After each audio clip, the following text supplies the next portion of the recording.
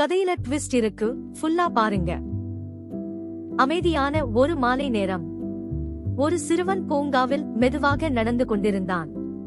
அப்போது பாதையில் ஒளிரும் ஒரு பணப்பை அவன் கவனத்தில் பட்டது. ஆர்வமாக அதை எடுத்து திறந்து பார்த்தான். அதற்குள் நிறைய பணம் இருந்தது. அதை பார்த்த சிறுவன் மிகவும் ஆச்சரியப்பட்டான். ஒரு நொடிக்கு அந்த பணத்தால் பல பொருட்கள் வாங்கலாம் என்று அவன் நினைத்தான். அதே நேரத்தில் அருகில் ஒரு முதியவர் கவலையுடன் ஏதோ தேடிக் கொண்டிருந்தார். அவரது முகத்தில் பதட்டம் தெளிவாக தெரிந்தது. அதை பார்த்த சிறுவன் சிந்திக்கத் தொடங்கினான். இந்த பணப்பை அவருடையதா என்று அவன் யோசித்தான். ஒரு பக்கம் ஆசை, மறுபக்கம் நேர்மை. சில நொடிகள் யோசித்த பிறகு சிறுவன் சரியான முடிவை எடுத்தான். அவன் ஓடி சென்று அந்த பணப்பையை முதியவரிடம் கொடுத்தான். முதியவர் அதை பார்த்தவுடன் மகிழ்ச்சியுடன் சிரித்தார். அவரது முகத்தில் நிம்மதி தெரிந்தது.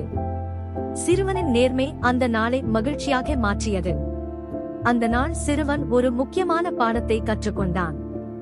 வாழ்க்கையில் எப்போதும் நினைவில் கொள்ள வேண்டியது ஒன்று: நேர்மைதான் சிறந்த கொள்கை. வீடியோ பிடிச்சிருந்தா லைக், ஷேர் அண்ட் சப்ஸ்கிரைப் பண்ணுங்க.